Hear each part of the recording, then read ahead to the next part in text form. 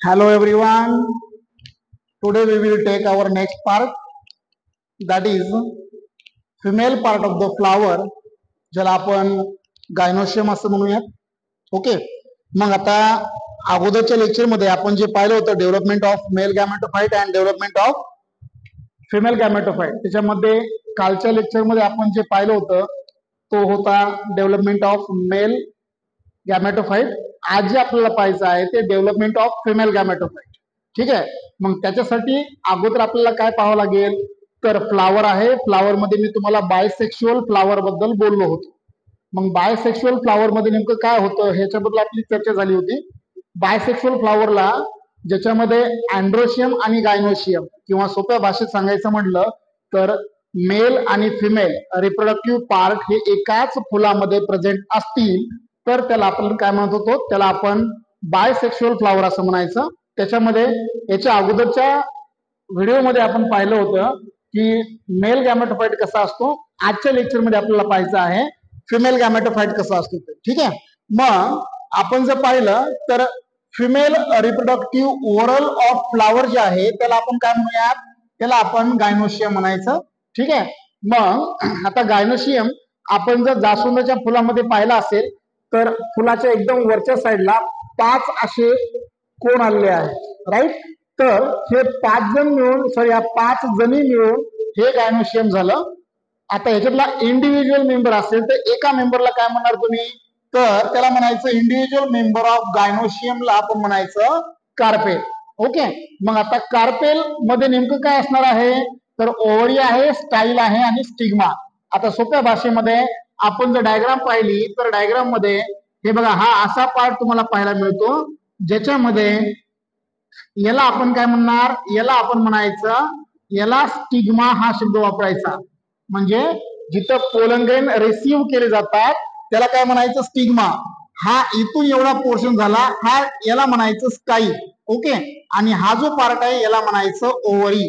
म्हणजे style, stigma आणि ovary यांच्यापासून काय तयार होतं, यांच्यापासून कार्पेल तयार होतं. ठीक आहे, मग आपल्याकडं फ्लावर हे फ्लावर मध्ये जर पाहिला तर इथं बघा एक आपण पॉइंट मेन्शन केलेला आहे.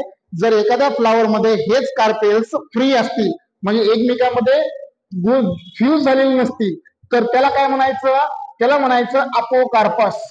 ओके, आणि जर हे फ्यूज असतील, हे बघा कार्पेल्स आर फ्यूज असतील तर त्याला काय म्हणायचं, त्याला सोप्या भाषेमध्ये म्हणायचं सिनकार्पस. मग आपण अपोकार्पस जर फ्लावर पाहिलं तर माहिती नाही, ज्याला आपण चाफा असं म्हणतो. तुम्ही चाफ्याचं फुल पाहिलं असेल, चाफ्याच्या फुलामध्ये त्याचे बघा व्यवस्थित हे एकमेकांमध्ये फ्यूज नसताना फ्लावर आहे. मग जर कार्पेल्स एकमेकांमध्ये फ्यूज नसतील, ते फ्री असतील तर त्याला काय म्हणायचं अपोकार्पस. आणि जर आपण ब्रिंजल मध्ये पाहिलं तर ब्रिंजल मध्ये हे सर्व कार्पेल्स एकमेकांमध्ये फ्यूज झालेले आहेत. ओके, मग फ्यूज असतील तर त्याला काय म्हणायचं सिनकार्पस. हे झालं एक typical structure female reproductive part of the फ्लावरचं. आता आपल्याला मेन काय आहे तर मेगास्पोरोजेनेसिस. तर मेगास्पोरोजेनेसिस तुम्ही कशाला म्हणणार, इथं बघा आपल्याकडं अगोदरच्या लेक्चर मध्ये आपण मायक्रोस्पोरोजेनेसिस पाहिलं होतं. आज आपल्याला पाहायचं आहे मेगास्पोरोजेनेसिस. आता मेगास्पोर म्हणजे काय तर आपण फिमेल गॅमेटोफाइटला मेगास्पोर असं म्हणतो. ठीक आहे, मग मेगास्पोरोजेनेसिस आपल्याला प्रोसेस तयार करायची कशी होणार बघा. फॉर्मेशन ही एक अशी प्रोसेस आहे की ज्या प्रोसेस मध्ये आपल्याला हेप्लॉइड मेगास्पोर तयार करायचा आहे. कुणापासून, डिप्लॉइड मेगास्पोर मदर सेल पासून. मग डिप्लॉइड मेगास्पोर मदर सेल पासून जर हेप्लॉइड मेगास्पोर बनवायचा असेल तर इथं मिओटिक आणि मायटॉटिक अशा वेगळ्या प्रकारचे डिव्हिजन याच्यामध्ये होणार आहे. ते कसं होतं ते आपण बघूया. त्याच्या अगोदर इथं बघा, इथं आपल्या सिलेबस मध्ये अँजिओस्पर्म मध्ये जो ओव्ह्यूल सापडतो त्या ओव्ह्यूलला काय म्हणायचं अॅनाट्रोपस ओव्ह्यूल असं म्हणायचं. आता हे अॅनाट्रोपस ओव्ह्यूल किंवा हे जे स्ट्रक्चर आहे हे स्ट्रक्चर इथं ओव्हरीच्या मध्ये असतं. कुठं असतं, ओव्हरीच्या मध्ये. आता ह्या स्ट्रक्चर मध्ये आपण पाहत असताल तर वरच्या साईडला 3 अँटीपोडल सेल आहेत, मध्ये पोलार न्यूक्लियाय आहे आणि इथं बघा एक सेल आहे आणि 2 सिनर्जिड आहेत. म्हणजे 7 सेल स्ट्रक्चर तुम्हाला बघायला मिळत आहे. पण ऍक्च्युली पोलार न्यूक्लियाय जो आहे तो एक इकडल्या साईडचा आणि एक इकडच्या साईडचा असं दोघं जण एकत्र आले ह्याला आपण डिप्लॉइड न्यूक्लियस सुद्धा म्हणतो किंवा सेकंडरी न्यूक्लियस सुद्धा म्हणू शकतो. ठीक आहे. आता हे स्ट्रक्चर कसं बनतं त्याच प्रोसेसला काय म्हणायचं development of female gametophyte. Okay. मग डेव्हलपमेंट ऑफ फिमेल गॅमेटोफाइट कशी होते आता आपण ते पाहूया. Development of female gametophyte. आता सोपा कन्सेप्ट लक्षात घ्यायचा. सोपा कन्सेप्ट काय लक्षात घ्यायचा तर डेव्हलपमेंट ऑफ फिमेल गॅमेटोफाइट जो आहे हा तयार होत असताना आपल्याकडे काय आहे आपल्याकडं मेगास्पोर मदर सेल आहे. काय आहे मेगास्पोर मदर सेल आहे. ह्या मेगास्पोर मदर सेल मध्ये फर्स्ट ऑफ ऑल व्यवस्थित लक्ष द्या. ह्या मेगास्पोर मदर सेल मध्ये फर्स्ट ऑफ ऑल मियोसिस होणार. एकाचे 4 सेल लिनियर टेट्रॅड सेल तयार होणार. राईट. आता हे 4 सेल तयार झाले. हे जे सेल तयार होतात यांना सोप्या भाषेमध्ये काय म्हणायचं यांना सोप्या भाषेमध्ये हेप्लॉइड मेगास्पोर असं म्हणायचं. ओके. मग हेप्लॉइड मेगास्पोर तयार झाल्याच्या नंतर हे जे 4 सेल आहेत त्या 4 मध्ये वरचे 3 जण हे डिजेनरेट होतात किंवा अबॉर्ट होतात. मग राहिला किती खाली एकच. मग हा एक आपण इथं घेऊया. ठीक आहे. आता हा जो पुढे आलेला आहे याला फंक्शनल मेगास्पोर मदर सेल असं म्हणायचं. काय म्हणणार तुम्ही याला फंक्शनल मेगास्पोर मदर सेल. आता बघा एक मियोसिस झालं होतं एकाचे 4 मिळाले होते.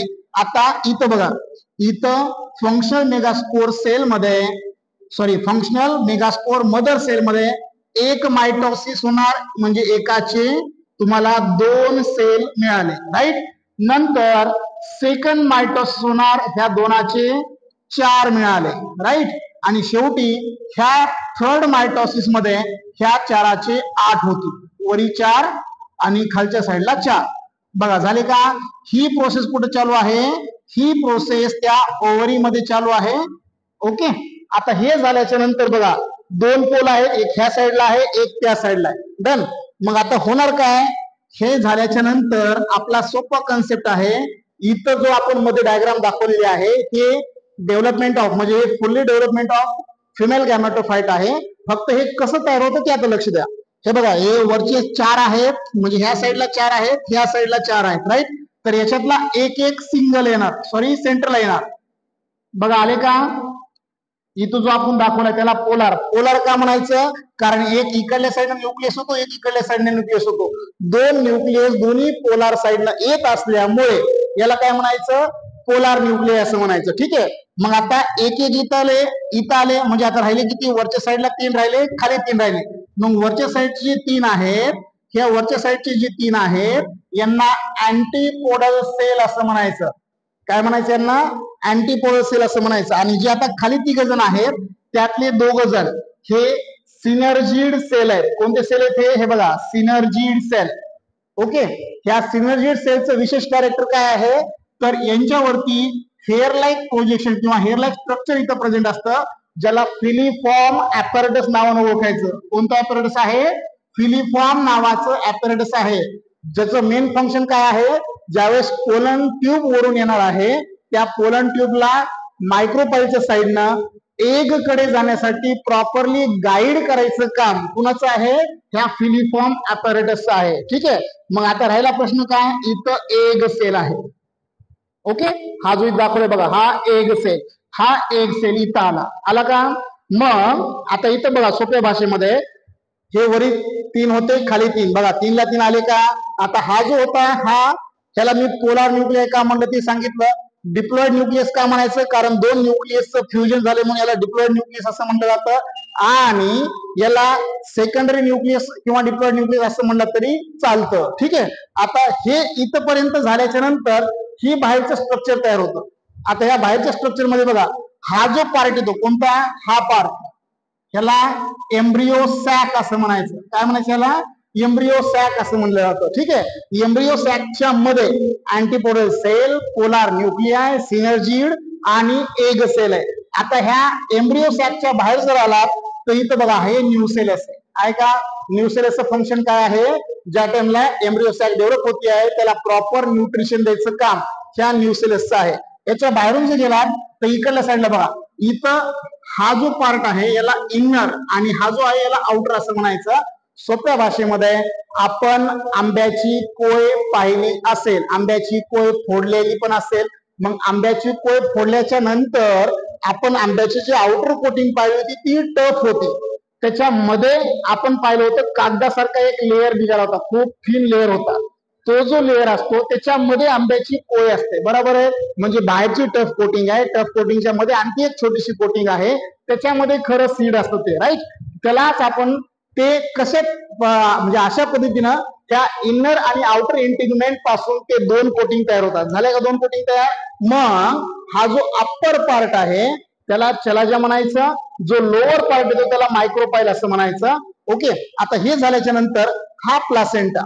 आता प्लासेंटा नेमकं कुठं असतो, कसा असतो, तुम्हाला सोप्या भाषेत समजून सांगतो. तुमच्यापैकी सर्वांनी तुरीच्या शेंगा खाल्ल्या असतील. तुरीची शेंगा ज्या टाइमला आपण ती शेंग बाजूला काढतो, वरचं टरफल त्याचा बाजूला काढतो, मध्ये जे सोले असतात ते सोले छोट्याशा काडीनं त्या शेंगेला कनेक्ट झालेले असतात, बरोबर आहे. मग ते जे कनेक्शन असतं ते हे फ्युनिक्युलसचं कनेक्शन असतं, ठीक आहे. मग हायलम जो आहे हा हायलम वरच्या ह्या पूर्ण पार्टला एका छोट्याशा पार्टनं कनेक्ट आहे, त्याला हायलम असं म्हटलं जातं. हे असं एकंदरीत पूर्ण आपण पाहिलं तर ह्या स्ट्रक्चरला काय म्हणायचं, अॅनाट्रोपस ओव्ह्यूल असं म्हणायचं.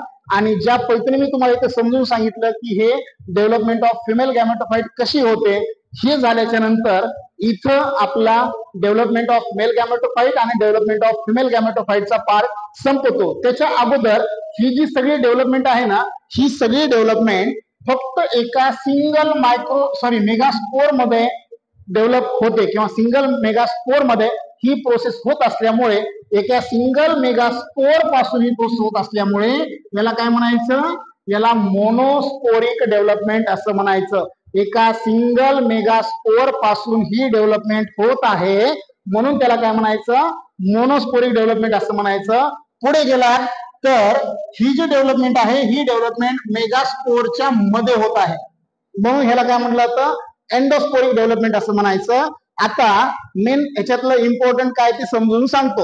हे बघा, 12वी बोर्डाच्या परीक्षेमध्ये आपल्याला असेही प्रश्न विचारले जातात. हे बघा इथं काय सांगितलंय, एक मिओसिस आहे आणि 3 मायटोसिस आहे, राईट. प्लस हे किती मायटोसिस आणि किती मिओसिस झाल्याच्या नंतर एक फिमेल गॅमेटोफाइट मिळतो असाही प्रश्न विचारला जाईल. नाहीच तर बोर्डाच्या परीक्षेमध्ये हा जो प्रश्न आहे किंवा ही जी डायग्राम आहे, draw a well label diagram of anatropous ovule, असाही प्रश्न तुम्हाला बोर्डाच्या परीक्षेमध्ये 3 मार्काला विचारला जाईल किंवा 2 मार्काला विचारला जाईल. नाहीच तर describe in detail development of female gametophyte नावाचाही प्रश्न तुम्हाला बोर्डाच्या परीक्षेमध्ये विचारला जाऊ शकतो, ठीक आहे. आता आजच्या ह्या लेक्चरमध्ये कुणाला काही डाऊट असतील तर तुम्ही कमेंट मध्ये कळवा, आपण त्याच्यानुसार तुम्हाला सोल्युशन देण्याचा किंवा उत्तर देण्याचा प्रयत्न करूया, ठीक आहे. आता याच्या पुढचा मेन कन्सेप्ट आहे बघा, मी काय सांगितलं होतं की डेव्हलपमेंट ऑफ मेल गॅमेटोफाइट रेडी आहे, डेव्हलपमेंट ऑफ फिमेल गॅमेटोफाइट रेडी आहे. पण डेव्हलपमेंट ऑफ मेल गॅमेटोफाइट वरती आपण पोलन ग्रेन पाहिले होते. आता ह्या पोलन ग्रेनला फिमेल गॅमेटोफाइट वरती ट्रान्सफर करायचं आहे, त्या प्रोसेसला आपण म्हणूयात पॉलिनेशन. म्हणजे आता पुढच्या व्हिडिओमध्ये आपण काय पाहणार आहोत तर पॉलिनेशन काय असतं, त्याचे एजंट्स काय असतात, मग बायोटिक एजंट मध्ये काय येतं, अबायोटिक एजंट मध्ये काय येतं, ते आपण पुढच्या व्हिडिओमध्ये पाहूयात. तोपर्यंत थांबूया.